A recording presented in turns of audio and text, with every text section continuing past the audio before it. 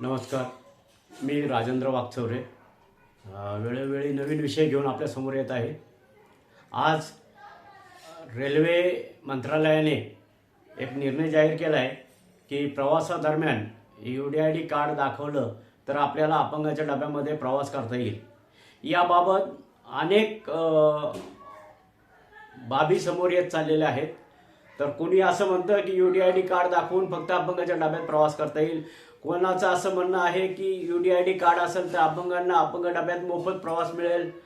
कोणाचं असं म्हणणं आहे की UDID कार्ड असेल तर मेल, एक्सप्रेस यांच्या इतर डब्यांमध्ये त्यांना प्रवास करता येईल, जनरल डब्यामध्ये प्रवास करता येईल।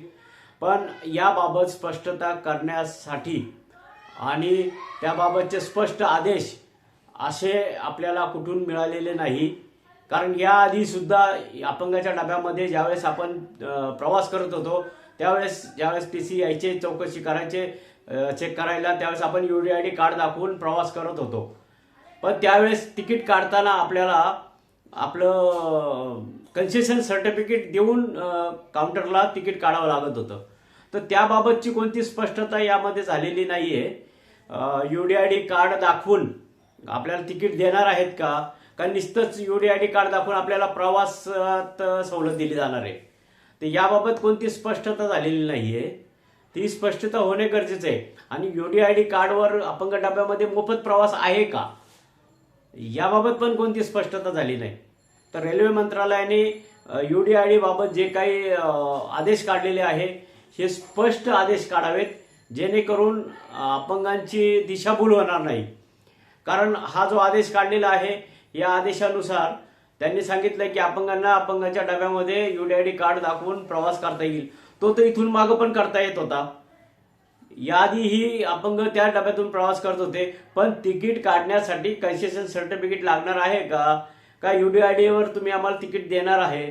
जनरल तिकीट देऊन प्रवास करण्याची मुभा तुम्ही रेल्वे मंत्रालयाने दिली आहे का?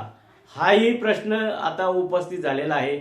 जसं की ST महामंडळामध्ये आम्ही UDID कार्ड दाखवून प्रवास करतो, तसं रेल्वे मंत्रालयाने UDID कार्ड दाखवून तिकीट काढण्याची व्यवस्था केलेली आहे का? अशा अनेक प्रश्न आता निर्माण झालेले आहेत। तर याबाबत रेल्वे मंत्रालयाने आणि जे काही रेल्वेच्या संबंधित संघटना काम करतात यांनी याचा पाठपुरावा करून ही स्पष्टता आणावी। या आदेशामध्ये स्पष्टता आणणे गरजेचं आहे।